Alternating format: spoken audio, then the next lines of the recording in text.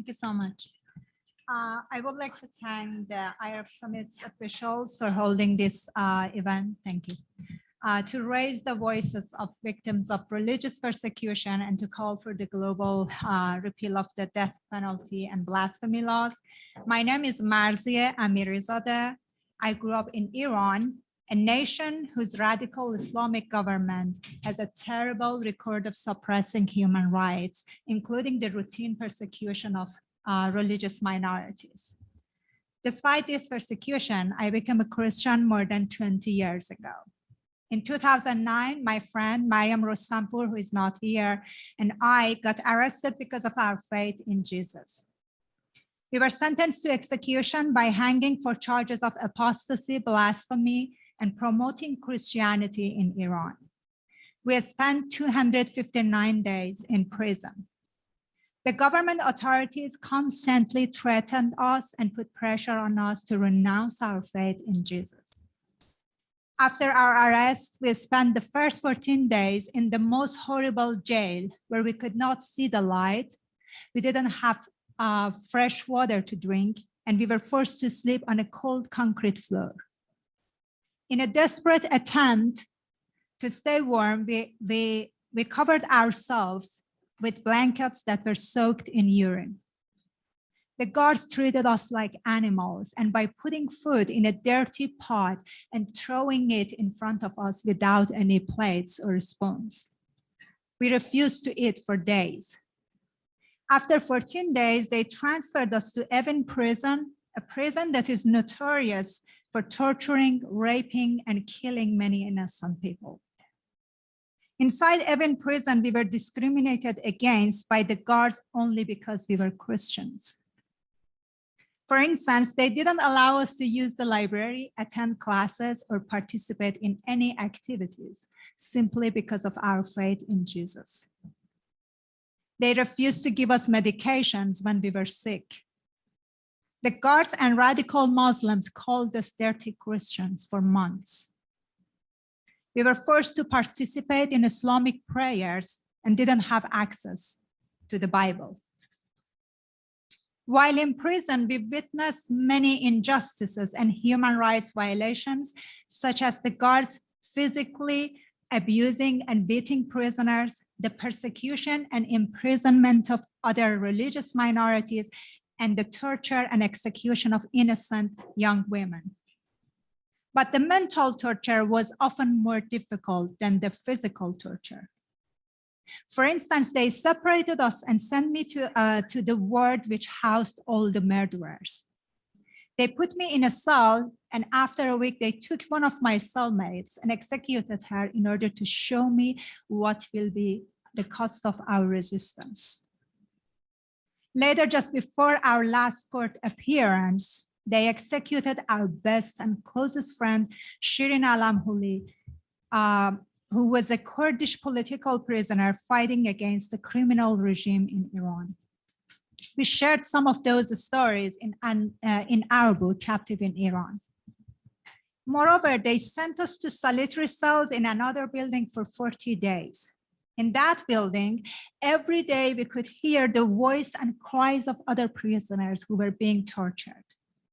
We were kept in cells that we could barely move around in with a light on for 24 hours. We endured long hours of interrogations while blindfolded.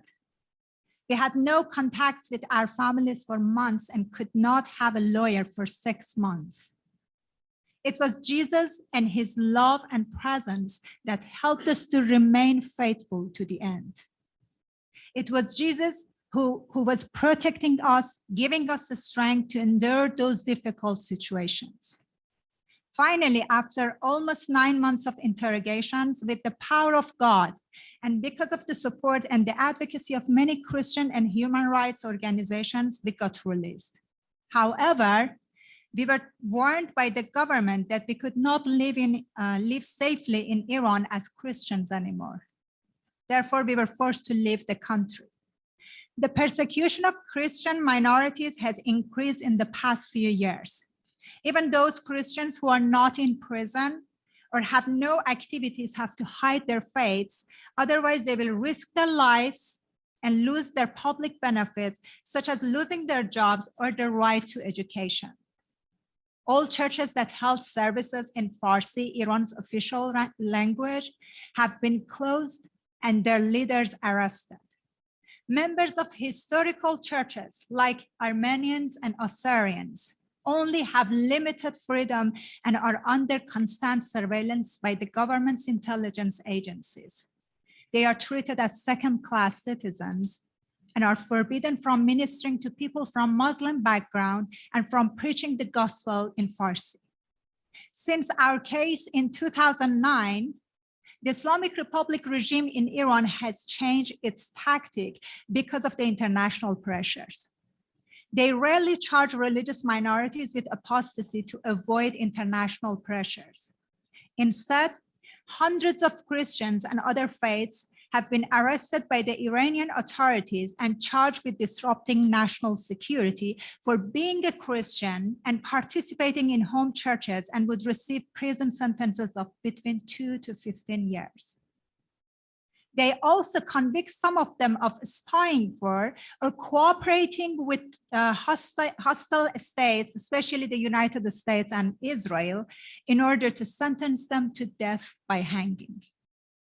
The United States, as a world power, can play a major role in asking the international communities such as the UN and other European countries to hold the Iranian regime, a member state of the UN that has subscribed to Universal Declaration of Human Rights, accountable for violations of human rights, including the rights of religious minorities.